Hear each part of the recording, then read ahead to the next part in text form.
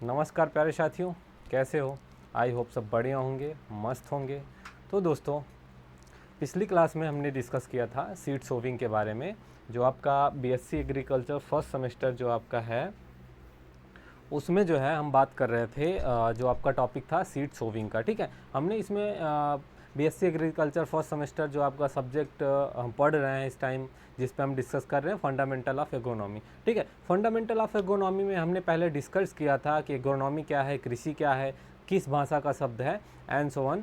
सारी चीज़ें हम जो है पिछली क्लास में डिस्कस किया था। और मोस्ट इम्पॉर्टेंट बात ये थी कि हमको जो है बीएससी एग्रीकल्चर फर्स्ट सेमेस्टर में पढ़ना क्या क्या है, कौन कौन से टॉपिक्स पढ़ने हैं, सारी चीज़ों पे हमने जो है बिंदुवार चर्चा की थी। ठीक है, तो सारी इन्फॉर्मेशन जो है आपको पिछली क्लास में जो है पिछले वीडियोस में मिल जाएंगी। तो हमने इन सब चीज़ों के बारे में डिस्कस किया था। उसके बाद हमने सीड के बारे में भी डिस्कस किया था, और सीड सोविंग यानी कि सीड मतलब बीज होता है, बीज क्या होता है इस पर डिस्कस किया था। फिर बीज की बुआई कैसे की जाती है, क्या तरीके होते हैं, क्या टाइप्स होते हैं, इन सब पे भी जो है हम चर्चा किए थे। तो आइए शुरू करते हैं आज के इस सेशन को। और सबसे पहले यहाँ पे समझते हैं बीज के बारे में हमने समझा था। ठीक है, बुआई कैसे की जाती है इस पे समझा था। तो आज के इस क्लास में हम डिस्कस करेंगे बीज के अंकुरण के बारे में। ठीक है, जिसे सीड जर्मिनेशन कहते हैं। क्या कहते हैं? Seed germination. देखिए, जैसे कि आपने जो है बीज को लिया, उसकी जो बुआई करते हैं जिससे एक फसल या पौधा तैयार होता है, उसे क्या कहते हैं? बीज अंकुरण कहते हैं। आइए इसको समझने का प्रयास करते हैं हम यहाँ पे। तो सबसे पहले हम जो है बीज अंकुरण को देखें। ठीक है, बीज अंकुरण, इसे इंग्लिश में जो है सीड जर्मिनेशन कहते हैं। क्या कहते हैं साथियों? सीड जर्मिनेशन कहते हैं। सीड जर्मिनेशन क्या होता है? तो बीज अंकुरण। ठीक है, हिंदी में इसे बोलेंगे बीज अंकुरण। तो बीज अंकुरण बीज से बनने की प्रक्रिया है। ठीक है, बीज अंकुरण क्या है? बीज अंकुरण बीज से पौधा क्या है? बीज से पौधा बनने की प्रक्रिया है। अब आप मान लीजिए कि जैसे आपने इस समय धान की खेती हो रही है। ठीक है, तो सबसे पहले धान की नर्सरी तैयार की गई। धान की नर्सरी तैयार करने के लिए सबसे पहला काम जो किया गया था वो ये था कि धान के खेत की तैयारी की गई थी, और उसके बाद जो है जहाँ पे नर्सरी हमको उगाना है उसकी तैयारी की गई थी, अच्छे से पानी भरा गया था, और जो है उसमें जो पोषक तत्वों की कमी थी वो सबको दिया गया था। उसके बाद धान के बीजों को, और धान के बीजों की उसमें बुआई की गई थी। ठीक है, धान के बीजों की बुआई की गई थी। जब वह बीज जो धान के जो बीज हैं, बीज को पर्याप्त जब नमी मिली, ठीक है, पर्याप्त नमी और पर्याप्त वातावरण मिला, तो वो बीज जो है, बीज से एक फुटाव उत्पन्न हुआ। ठीक है, बीज से फुटाव हुआ जिससे एक पौधा बना। ठीक है, तो ये जो बीज है, बीज से जो पौधा बनने की क्रिया है, क्या है? बीज से पौधा बनने की जो प्रक्रिया है वही है बीज अंकुरण। क्या है साथियों? बीज अंकुरण। ठीक है, बीज अंकुरण। आई होप समझ गए होंगे इसको, या फिर से हम एक बार बताते हैं। देखिए, बीज अंकुरण क्या है? तो जो बीज है, बीज की जब बीज को बुआई करते हैं, खेतों में डाला जाता है, उसके बाद उसको पर्याप्त मात्रा में नमी और जो है वातावरण जब पर्याप्त मात्रा में उसको मिलता है, तब वह बीज से अंकुरण होता है। ठीक है, बीज से एक पौधा निकलता है। ठीक है, तो यही जो प्रक्रिया होती है, बीज से पौधा निकलने की प्रक्रिया ही बीज अंकुरण कहलाती है। आगे बढ़ते हैं।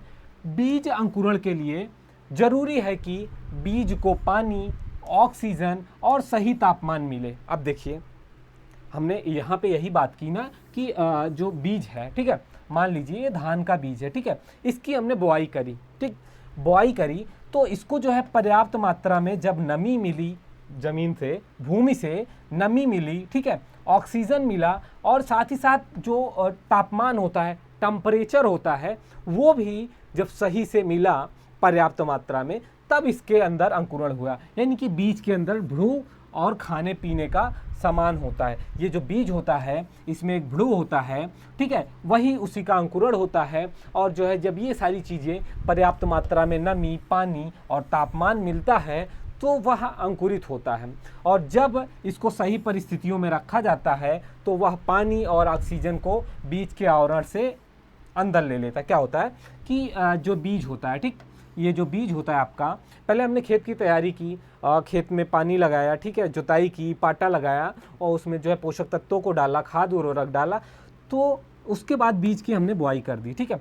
अब इस बीज को वातावरण से, ठीक है, कहाँ, वातावरण से, ठीक, वातावरण से पर्याप्त नमी, तापमान, ठीक है, क्या है, तापमान, भूमि से नमी, ठीक है, भूमि से नमी, ठीक, भूमि से क्या मिला, नमी मिली, तापमान मिला, और वायुमंडल से जो है, वायुमंडल से क्या मिला इसको, वायुमंडल से मिली हवा इसको, ठीक है, क्या मिला, ऑक्सीजन, जिसे कहते हैं ऑक्सीजन। तो ये सारे फैक्टर जो होते हैं जब एक बीज को मिले, ठीक है, एक बीज को जब तापमान, हवा यानी ऑक्सीजन, नमी जब पर्याप्त मात्रा में मिली तो वह बीज जो है अंकुरित हुआ, ठीक है, क्या हुआ, बीज अंकुरित हुआ। बीज के ऊपर एक आवरण होता है, ठीक है, इस जो नमी या तापमान की जो आवश्यकता होती है, ये बीज जो है इसके अंदर जो भ्रूण होता है ये आवरण के ऊपर से उसको अवशोषित कर लेता है, फिर जो है ये इसमें फुटाव होता है और एक पौधा निकलता है, कोमल पौधा निकलता है, ठीक है।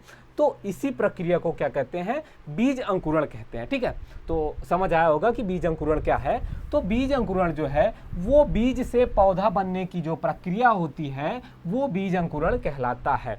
और जो ये पौधा होता है इसके लिए क्या ज़रूरी होता है, बीज को पानी, ऑक्सीजन और सही तापमान मिले, क्या हो, पानी, ऑक्सीजन और सही तापमान मिले। और बीज के अंदर भ्रूण जो होता है उसको खाने पीने का, उसके अंदर खाने पीने का सामान होता है जो भ्रूण होता है उसके लिए, और बीज को सही परिस्थितियों में रखा जाता है।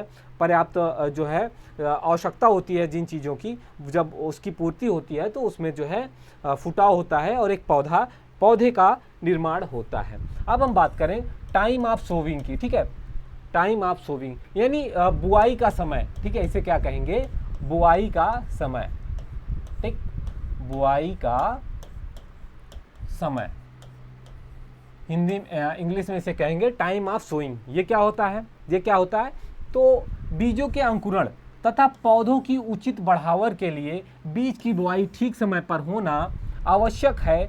खेत में बीजों की बुआई का समय निम्नलिखित कारकों द्वारा प्रभावित होता है।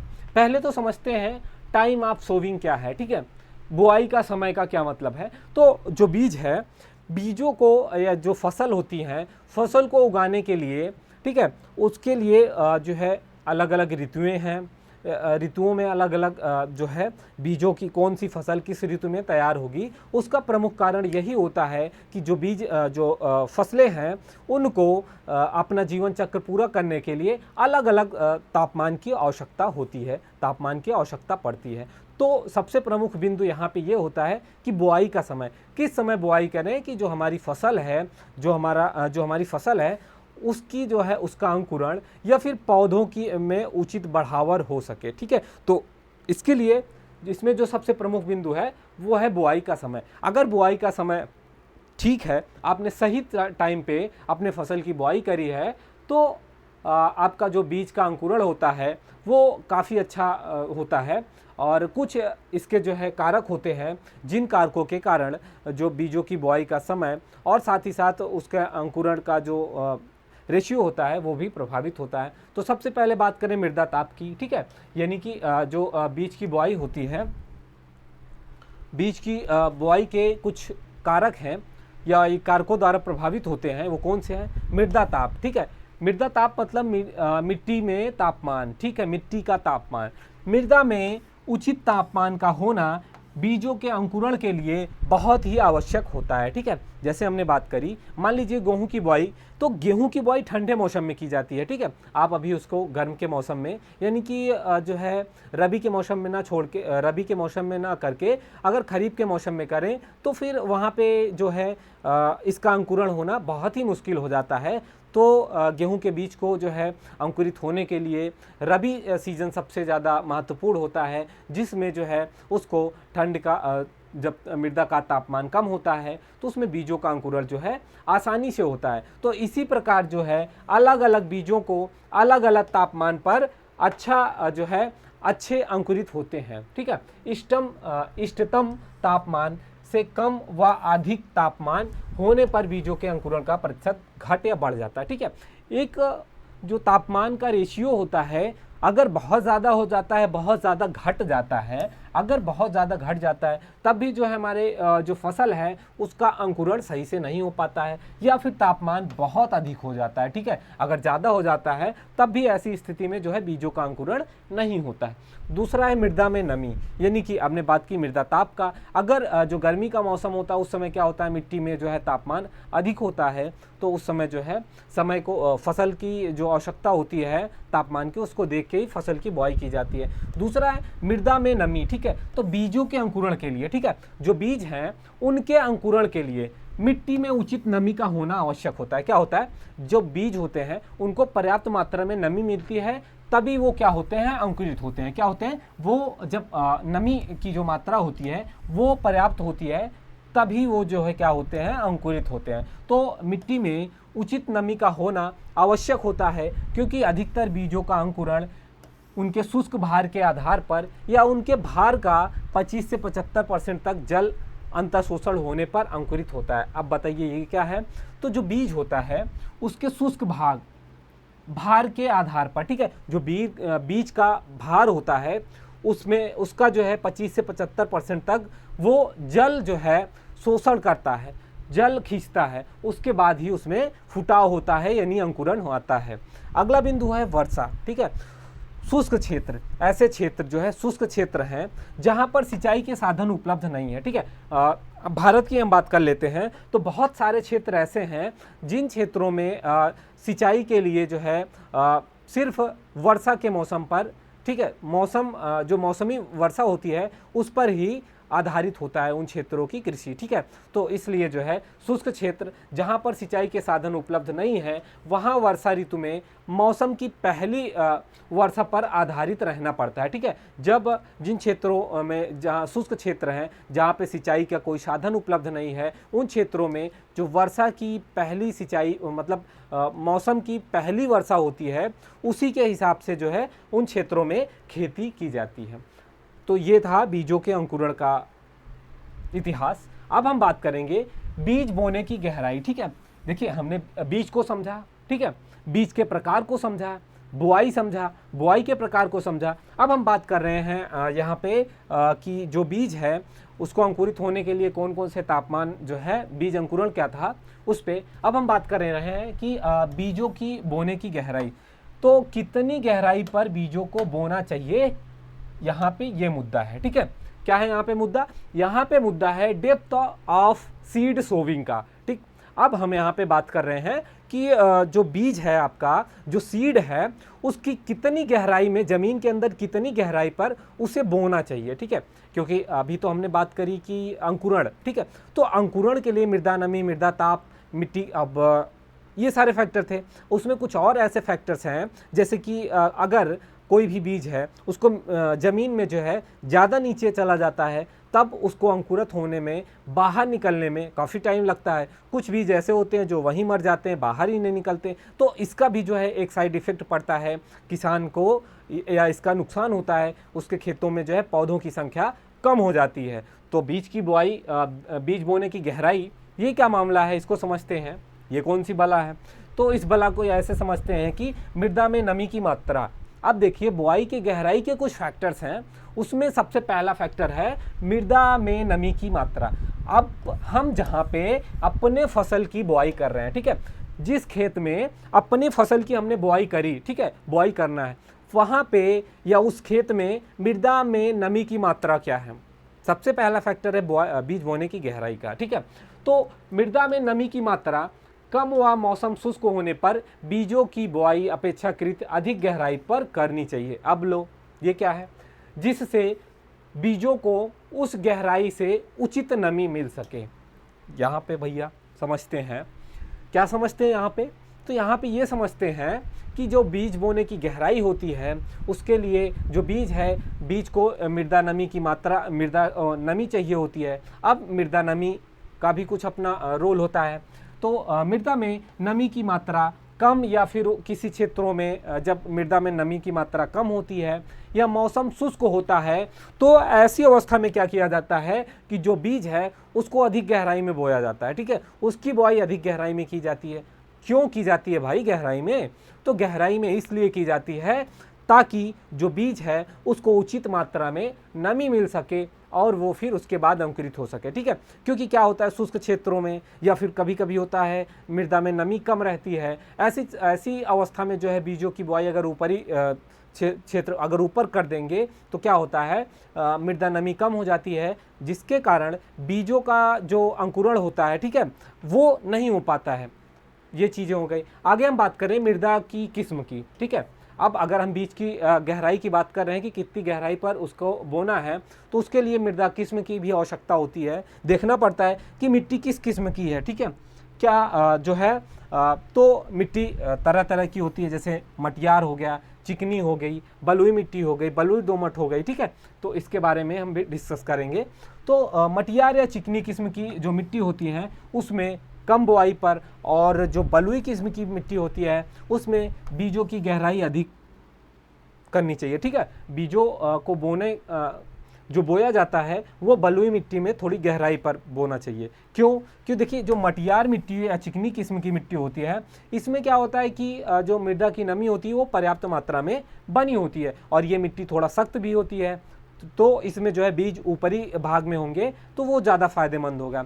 बलुई किस्म की भूमियों में अधिक गहराई पर बीजों को बोना चाहिए। क्यों बोना चाहिए? देखिए पहली चीज़ तो जो बलुई मिट्टी होती है, क्या होता है बलुई मिट्टी, ठीक है, जो बलुई मिट्टी होती है, बलुई मिट्टी में जो मृदा नमी होती है वो बहुत तेज़ी से भागती है, घटती है। ठीक है, क्या होता है मृदा नमी। और दूसरी चीज़ बलुई मिट्टी जो होती है वो मुलायम होती है, एकदम बिल्कुल जो है नरम होती है। ठीक है, तो उसमें क्या होता है बीजों को निकलने में आसानी होती है और पर्याप्त मात्रा में नमी भी मिल जाती है गहराई पर बुआई करने पर। ठीक है, और ऊपरी सतहों पर नमी की मात्रा कम हो जाती है, कम समय तक रुक पाती है। निचली सतहों में नमी, वायु की पूर्ति और बीजों के अंकुरण के लिए बलुई भूमियों में जो है सब कुछ जो है पर्याप्त मात्रा में मिल जाता है, इसलिए बलुई भूमि में नीचे जो है बुआई करनी चाहिए, गहराई में बुआई करनी चाहिए। अगला बिंदु है फसल की किस्म। ये क्या है फसल की किस्म? ठीक है, तो फसल की किस्म का मतलब यह है कि अलग अलग प्रकार की फसलें हैं, उनके बीजों का आकार अलग अलग होता है, तो उसके अनुसार भी उनकी जो बुआई है वो अलग अलग गहराई पर की जाती है। ठीक है, जैसे कुछ जो बीज होते हैं वो बड़े आकार में होते हैं, जैसे कि आप मान लीजिए मक्का हो गया, आपका लोबिया हो गया, मटर हो गया, चना हो गया। ठीक है, तो ये जो बीज होते हैं ये क्या होते हैं, ये 5 से 7 सेंटीमीटर की गहराई पर बोए जाते हैं। लेकिन कुछ बीज ऐसे होते हैं जो मध्यम आकार के होते हैं, जैसे आप ले लीजिए गेहूं हो गया, आपका जौ हो गया, मसूर हो गया, तो घास हो गई, जई घास हो गई, ये सब क्या होता है 3 से 5 सेंटीमीटर की गहराई पर बुआई करते हैं। ये चना मटर आदि को 5 से 7 सेंटीमीटर की गहराई पर करते हैं इसकी बुआई। देखिए ये भी एक ध्यान देने योग्य बातें हैं कि आपसे ये सवाल जो है पूछा जा सकता है कि जो मटर, मान लीजिए ऐसे आपसे पूछा गया है मटर व चना की जो बीजों की बुआई होती है वो कितनी गहराई पर की जाती है, तो उसके लिए 5 से 7 सेंटीमीटर पर्याप्त होता है, 5 से 7 सेंटीमीटर की गहराई पर किया जाता है। जो मध्यम आकार के बीज होते हैं उसके बीजों की गहराई 3 से 5 सेंटीमीटर पर करनी चाहिए, जैसे गेहूं हो गया, जौ हो गया, जई और घास आदि हो गया। ठीक है, छोटे आकार के बीज जैसे बरसीम हो गया, लहसुन हो गया और तंबाकू हो गया, सरसों हो गया, तो ये क्या है 10 से 20 सेंटीमीटर की गहराई पर इसको बोते हैं।